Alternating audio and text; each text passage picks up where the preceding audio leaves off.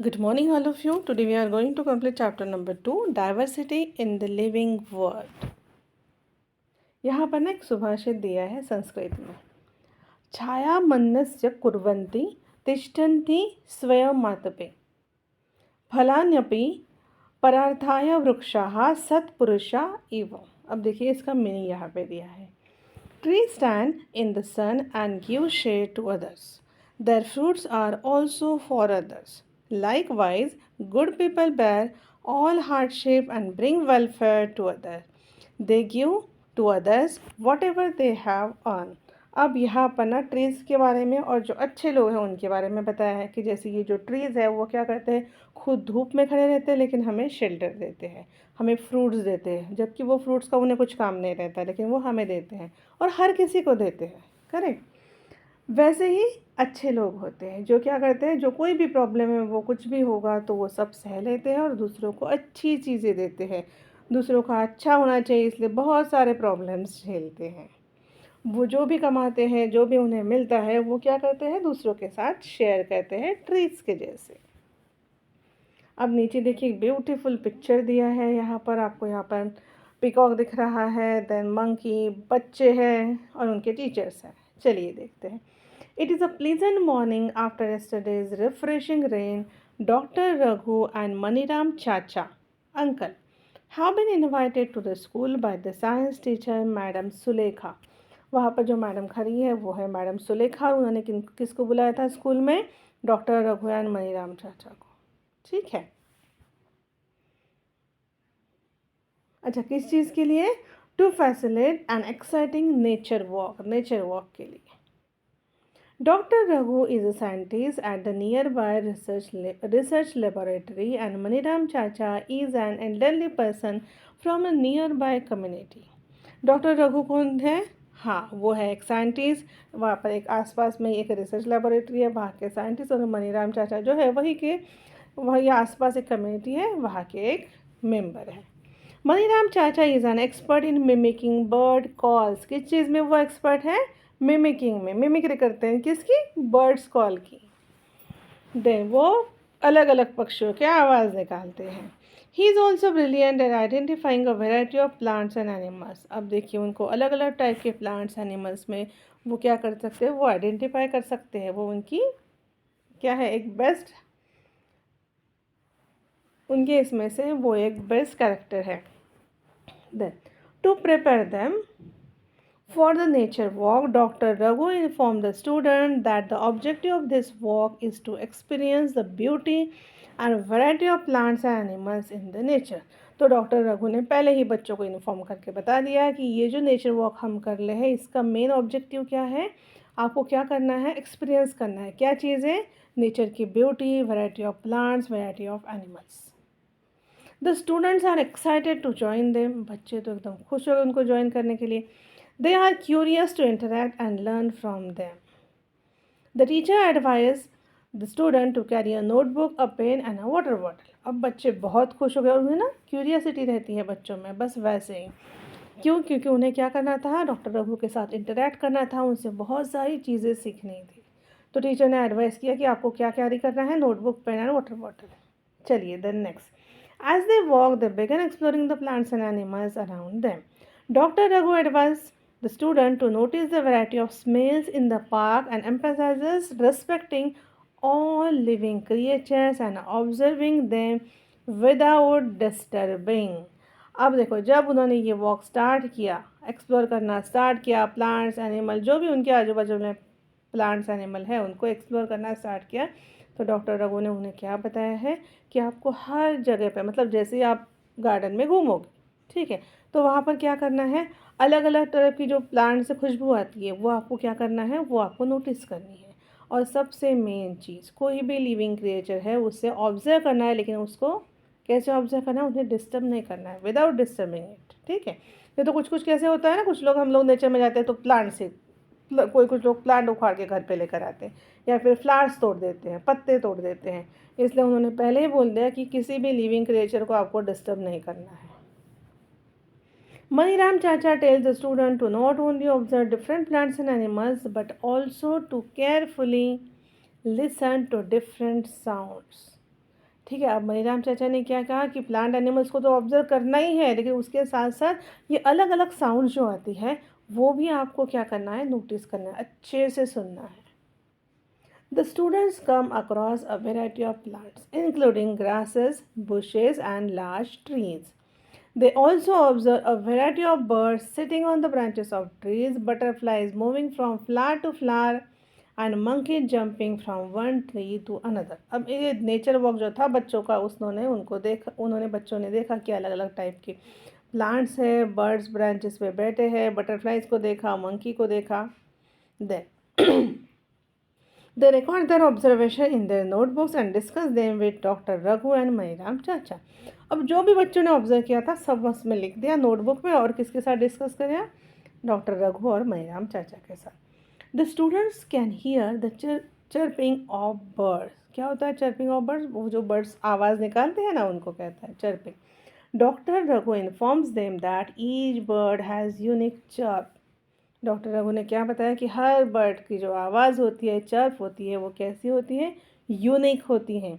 This is an example of diversity in nature. और ये है एक बेस्ट एग्जाम्पल जिससे हमें समझ में आता है कि नेचर में डाइवर्सिटी है। अब नेचर में डाइवर्सिटी है मतलब क्या होता है, एक सिंपल सा एग्जाम्पल हो, जैसे प्लांट्स है, कितने अलग अलग टाइप के प्लांट्स हैं नेचर में, है वैसे ही बर्ड्स हैं। हर किसी के रहने की जगह अलग, खाने की चीज़ें अलग, और उनका आवाज़ भी अलग। ये सारा जो डिफरेंस दिखता है ना, हर जगह पे जो डिफरेंस हमें दिखता है, ये नेचर में जो है, this is the diversity. Doctor Raghu request Maniram चाचा to mimic calls of some bird. Maniram चाचा mimics different bird calls. The student enthusiastically start copying him. फिर डॉक्टर रघु ने रिक्वेस्ट की मनीराम चाचा से कि आप बर्ड्स की आवाज़ निकाल कर दिखाइए। तो उन्होंने अलग अलग टाइप के बर्ड्स की आवाज़ निकाले। किसने? मनीराम चाचा ने। अब बच्चे वो सुनकर खुश हो गए, और उन्होंने भी क्या किया, उन्होंने भी मनीराम चाचा को कॉपी करने की कोशिश की। Then have you ever observe different plants and animals around you? Share and discuss your observation with your friends and teachers. तो यहाँ पर आपको एक्टिविटी दी है, और शायद ये एक्टिविटी आप लोगों की हो चुकी होगी ड्यूरिंग ब्रिज कोर्स। चलिए अब 1 मिनट, हाँ ओके। यहाँ पर ना आपको कुछ पिक्चर्स दी है। फर्स्ट ग्रास का है, second is tulsi, then hibiscus, ठीक है। और यहाँ पर है उसके कुछ ऑब्जर्वेशन। मतलब जब आप नेचर वॉक के लिए जाओगे तब आपको ये सारी चीज़ें देखनी हैं। अच्छा चलो पढ़ लेते हैं। Activity 2.1, latest explore and record. Plan for a nature walk with your teacher to park और a near by forest. While on the nature walk, observe different plants, insects, birds, and other animals. Also note the weather condition, whether it is hot, cold, windy, and so on. You can collect different types of fallen leaves or flowers and create scrapbook. Then take care of plants and animals in nature. Ensure that you do not disturb the plant and animals in the park. Do not pluck leaves and flowers. Then record your observation in table 2.1 about the features of stem, leaves, flowers and anything interesting in various plants. अब यहाँ पर कुछ example दिए हैं table number 2.1, और यहाँ पे कुछ ऑब्जर्वेशन दिए हैं। जैसे देखो फर्स्ट है कॉमन ग्रास, ठीक है, ये प्लांट का नाम है। देन इसका स्टेम कैसा रहता है, सॉफ्ट एंड थिन। फिर लीव्स की अरेंजमेंट कैसी रहती है, लीव्स कैसे रखते हैं, वो लिखा है कि single leave grows alternatively from different points on the stem. Then एक ऑब्जर्वेशन दिया कि लीव्स कैसे होते हैं, ग्रीन, ठीक है। वैसे सेम यहाँ पर तुलसी, हिबिस्कस, नीम, उनके बारे में दिया है, और उन्होंने जो भी ऑब्जर्व किया वो लिखा है। तो आप नेचर वॉक करने जब भी जाओगे तब ये आप बना सकते हो। इनफैक्ट आपने बना दिया होगा शायद ये टेबल। चलिए देन फिर यहाँ पर कुछ क्वेश्चंस पूछे कि what similarities and differences did you find among the plants that you observe. Then you must have observe the plants have a variety of features. अब देखो जब ये आप टेबल कंप्लीट कर दोगे ना, आपको कुछ कुछ चीज़ें समझ में आएगी कि कौन से फीचर्स रहते हैं। जैसे स्टेम, एक तो टॉल शॉर्ट रहता है या फिर हार्ड या सॉफ्ट रहता है। Then different shapes of leaves, आप आजू बाजू में ही देख लो, आपको समझ में आ जाएगा। हर प्लांट का लीव्स का शेप जो है वो अलग होता है, उनकी अरेंजमेंट अलग होती हैं। And their arrangement on the stem and branches. और सबसे मेन चीज़, flowers vary in colour, shape and scent, correct, हाँ। तो ये सारी चीज़ें आपको समझ में आएगी। Now create a list of animals you observe during this walk और फ्रॉम योर प्रीवियस एक्सपीरियंसेस। अब प्लांट जैसे नोट किया ना वैसे एनिमल्स के बारे में भी नोट करना है. Record the places where they live, the food they eat, the way they move around in a table 2.2. अब यहाँ पर 2.2 टेबल है जहाँ पर एनिमल का नाम लिखना है, वो कहाँ पर रहते हैं, क्या खाते हैं, कैसे मूव करते हैं और कुछ ऑब्जर्वेशन आपने किया होगा तो वो. ठीक है, जैसे यहाँ पर कुछ एग्जांपल्स दिए हैं, crow and cow and any other, what ever आपको जो भी मिलेंगे. चलिए, what are the similarities and differences among the animals that you have observed and recorded in table 2.2. अब यहाँ पर जब ये ऑब्जर्वेशन लोगे तो आपको समझ में आएगा कि कुछ इसमें कुछ सिमिलरिटीज दिखेगी और कुछ differences. You would have observed that some animals live on land while some others live on trees. Birds live on trees. Fish कहाँ पे रहते हैं? Fish live in water. And some animals like frog live on land as well as in water. अब ये चीज़ें आप लोगों को अच्छे से पता है. Animals also have a variety of foods they consume and movement they exhibit. हर जो एनिमल होता है उसकी अलग अलग हैबिट होती है, खाने की हैबिट अलग होती है. ठीक है, उनकी मूवमेंट करने की बात अलग होती है, हर चीज़ अलग होती है. चलिए, then sketch the plants and animals observed by you in your notebook or prepare a scrapbook with leaves, flowers from different plants and feathers from animals. Write all the details you have gathered about them. चलिए, then next page. While traveling to and from school, observe your surrounding and look out the variety of plants and animals. Add the name of any plant animal that you have not listed before table 2.1 and 2.2.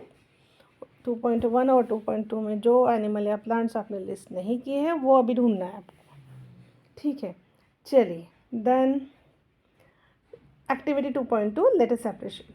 Close your eyes for 30 seconds and think of one plant and one animal that you have closely observed and have appreciated very much. 30 second के लिए क्या करना है, आंखें बंद करनी है, एक प्लांट के बारे में और एक एनिमल के बारे में सोचना है. जो भी सबसे पहले दिमाग में आता है वो प्लांट और वही और एक एनिमल. ठीक है. Now each one of you can draw the plant and animal that you thought of on the blackboard. जिसके भी बारे में सोचा है वो बोर्ड पे आपको ड्रॉ करना है. What are your observation about the various plant and animals that have been drawn? अब क्या होगा, क्लास में हर बच्चे के दिमाग में अलग एनिमल आएगा, अलग प्लांट आएगा, तो वो ड्रॉ करना है. ठीक है, अब यहाँ पर ये देखो, ये मैम ने ऐसा ही टास्क बच्चों को दिया था, बच्चों ने यहाँ पर ड्रॉ किया. अब आपने यहाँ पर देखा हर अलग अलग एनिमल दिख रहे हैं. How many different plants and animals did the entire class draw on the blackboard? पूरे क्लास को अगर हम लोग बोलेंगे तो कितने सारे अलग अलग प्लांट एनिमल दिखेंगे हम लोगों को ब्लैक बोर्ड पे. Do you think that there may be a many more varieties of plant and animals other than those drawn on the board? अब आप लोगों को पता है पूरा क्लास भी ड्रॉ करेगा ना बोर्ड पर, फिर भी उससे भी ज़्यादा ढेर सारी वैराइटीज़ है प्लांट्स एंड एनिमल्स की. The variety of plants and animals found in a particular region contributes to the biodiversity of that region. Suppose एक कोई भी आप रीजन ले लो, उस रीजन में जो अलग अलग टाइप की वैराइटीज़ रहती है प्लांट्स और एनिमल्स की, वो क्या कंट्रीब्यूट करती है उस रीजन की biodiversity. Each member in the biodiversity of the region has a different role to play. हर मेंबर का अलग अलग काम है. ठीक है, फॉर एग्जाम्पल देखो, trees provide food shelter to some bird and other animal. Correct. Then animal help in spreading seeds after eating fruits. पता है आपको, डिस्पर्सल ऑफ सीड में देखा होगा ये. And so on. Can you think of more such examples? This shows that plants and animals are dependent on each other. अब यहाँ पर बोलता है कि प्लांट एंड एनिमल डिपेंड है. अब सिंपल सी चीज़ ले लो कि प्लांट जो है ये क्या करते हैं, फूड बनाते हैं with the help of which process, photosynthesis. फिर क्या करते हैं एनिमल, उसी जैसे एग्जांपल ले लो, गोट. गोट क्या खाती है, ग्रास. ठीक है, ग्रीन सब्जी खाती है वो, तो वो क्या करेंगे, वो प्लांट्स खाएंगे. ठीक है, तो अब इसमें से समझ में आ गया कि एनिमल्स क्या है, डिपेंडेंट है किसके ऊपर, प्लांट्स के ऊपर.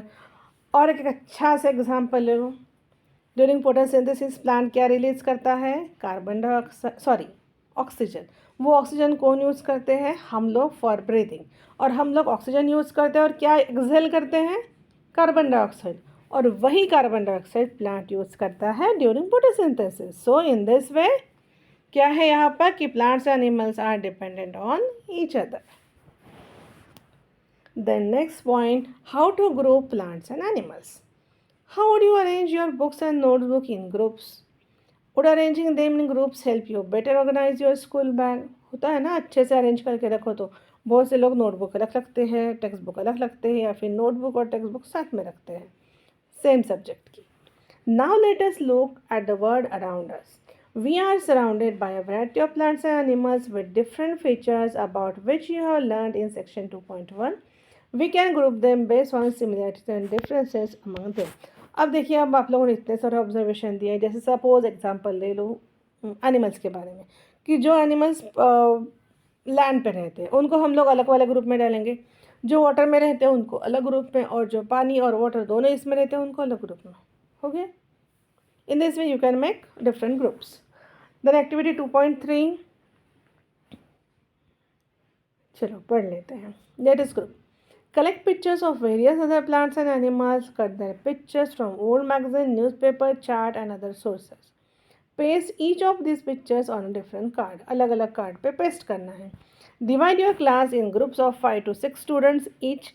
Pull the cards prepared by the students in your group.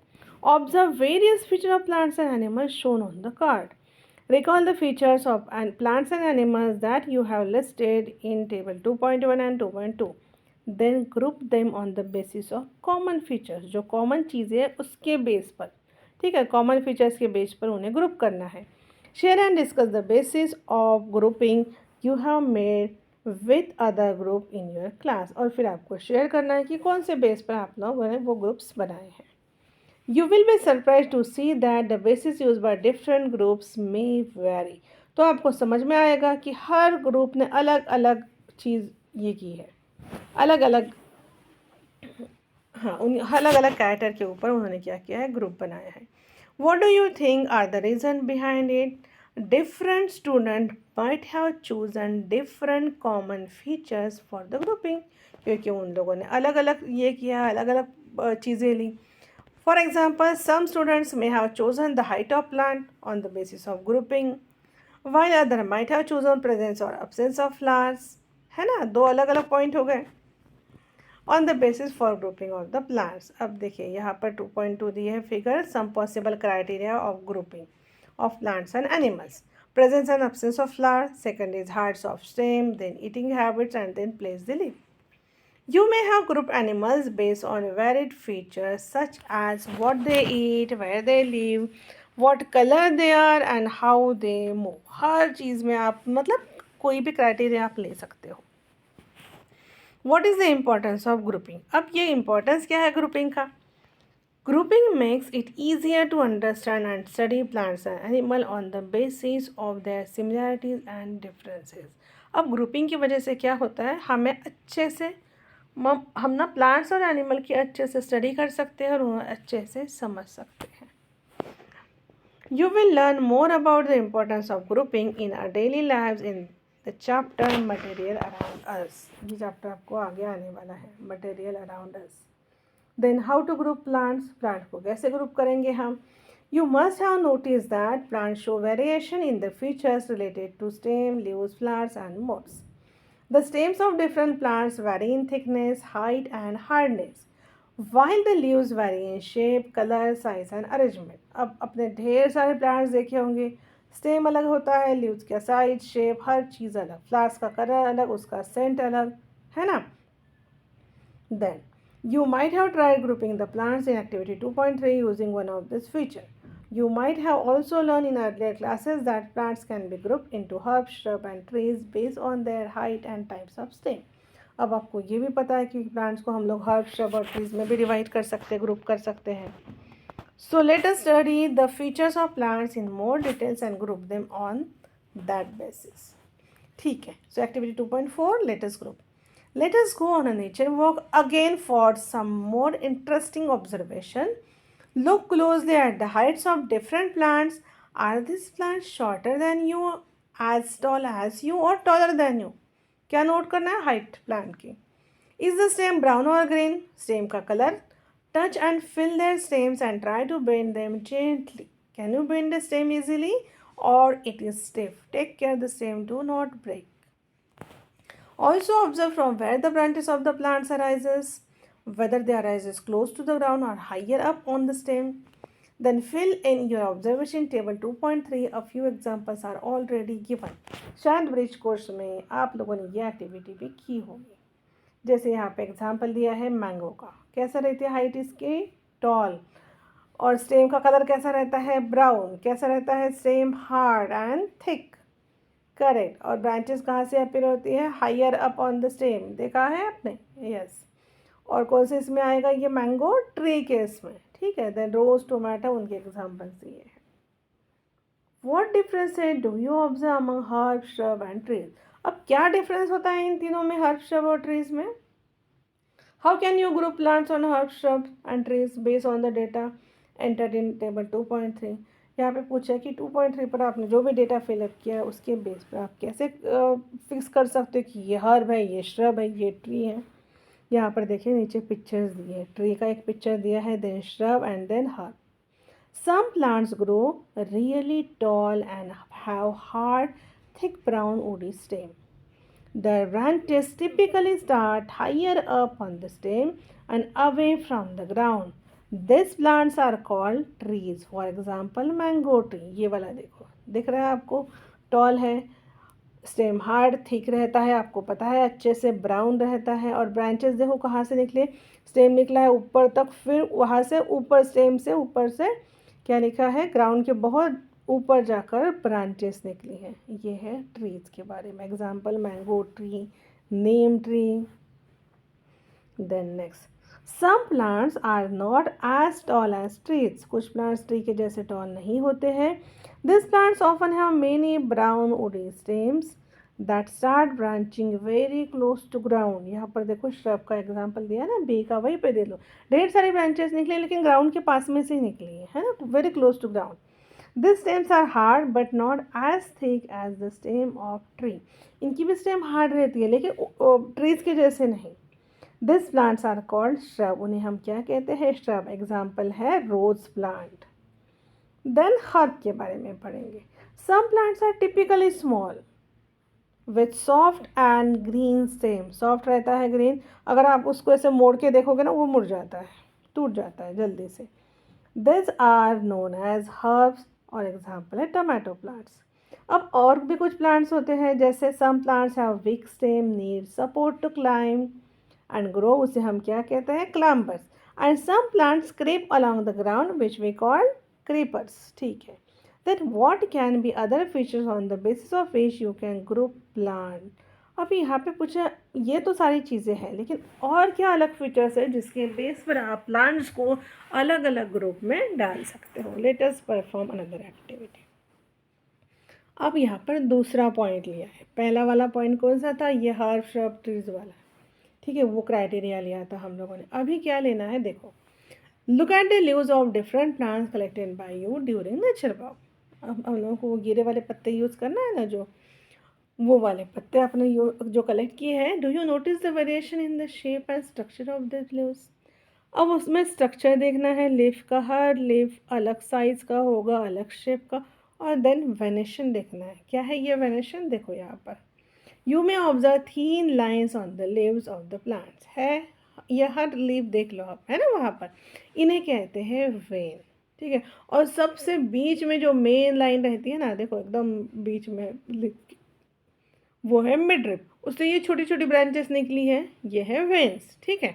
अब ये जो पैटर्न रहता है वेन्स का, इन्हें कहते हैं वेनेशन. जैसे फर्स्ट इसमें देखो कैसे ब्रांच के जैसे दिख रही हैं. सेकंड इसमें पैरेलल लाइन दिख रही हैं. और ये भी ग्रास लीफ है, इसमें भी पैरेलल लाइंस हैं.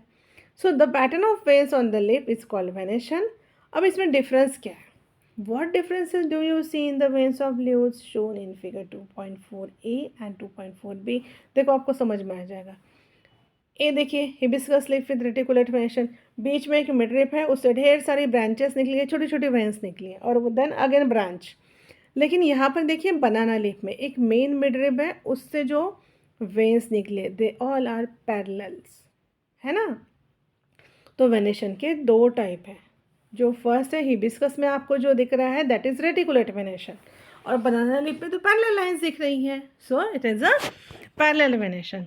इन some leaves you can observe a net like pattern on of veins on both side of a thick middle vein. This pattern is called reticulate venation.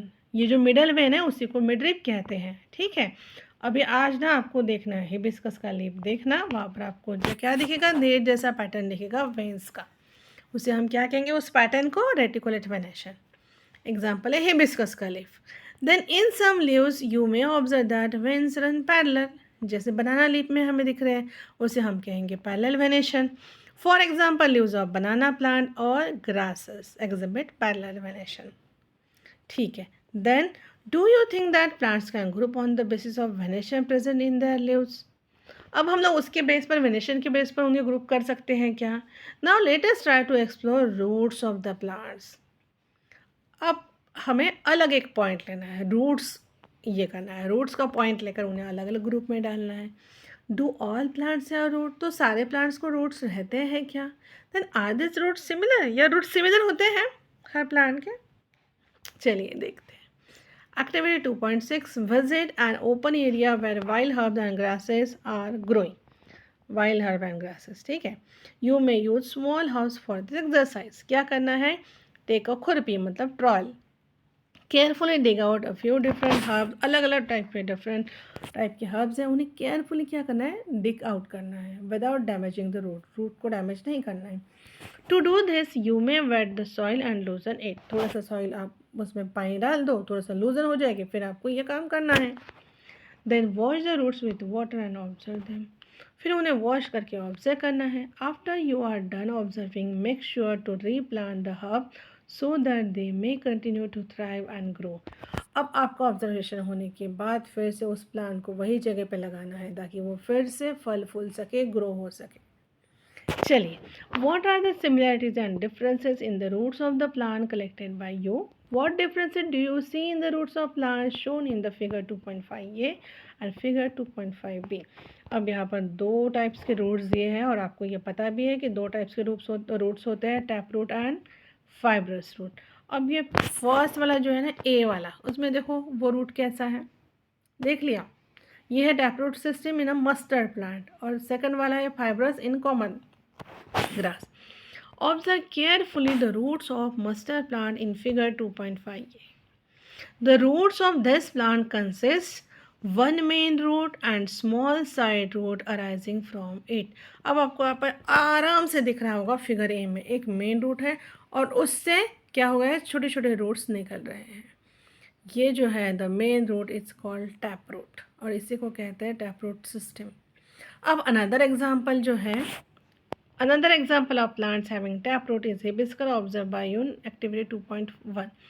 The plant in figure 2.5b is a common grass plant. The root of this plant appear a bunch of similar size thin roots arising from the base of the stem. अब beef वाला picture देखो, वहाँ पर आपको दिखेगा कि एक same point है, उसे वहीं से क्या हुआ है, पूरा बंच निकला है रूट्स का, थीन है और समवॉट ये जो रूट्स है सब सिमिलर साइज के हैं, ठीक है। इसे कहते हैं fibrous root. Does your collection include any other grasses? What kind of roots do they have? Then is there any relation between the type of leaf venation and the type of roots of the same plant? How do we find out? अब यहाँ पर पूछा है कि venation और जो roots के type है इसमें कोई तो भी मतलब इज देयर एनी रिलेशन? तो चलिए वो ढूंढते हैं। Activity 2.7 let us relate and analyse. Collect sapling of 5 common plants of your school nursery or any other nurseries to plant in your school garden. Examples of such plants can include lemongrass, marigold, then सदाबहार, periwinkle कहते हैं जिसे ना others. Before planting them, plant करने के पहले उनके roots observe करना है and the venation of their leaves and record your observation. अब यहाँ पे फर्स्ट लिखा है लेमन ग्रास, तो लेमन ग्रास में क्या रहता है, ग्रास है ये तो पैरेलल वेनेशन है और रूट्स कैसे होते हैं, फाइब्रस। अब यहाँ पर एक सेकंड एग्जांपल हम लेते हैं, जैसे अभी हमने क्या किया था, मस्टर्ड वाला प्लांट था, सपोज सेकंड नंबर पे हम लोग लिखेंगे मस्टर्ड, तो इसके वेनेशन कैसे रहेंगे, आप देख लो यहाँ पर वेनेशन दिखता है क्या, यस दिखता है, देखो it is not a parallel, it is a reticulate venation, दिख रहा है फिगर ये में आपको, yes. Then write down then reticulate venation. और रूट कैसे है उसके, टैप रूट। तो कुछ समझ में आया आपको? अगर पैरेलल वेनेशन है तो रूट्स कैसे रहते हैं, फाइब्रस। अगर रेटिकुलेट वेनेशन है तो रूट्स कैसे रहते हैं, tap root system. Do you observe any relation between the leaf venetia and types of root in this plant? A सदाबहार plant has a taproot. देखो मैंने कहा था ना, अगर taproot है तो its leaves have a reticulate venation. Do other plants with reticulate venation have taproots too?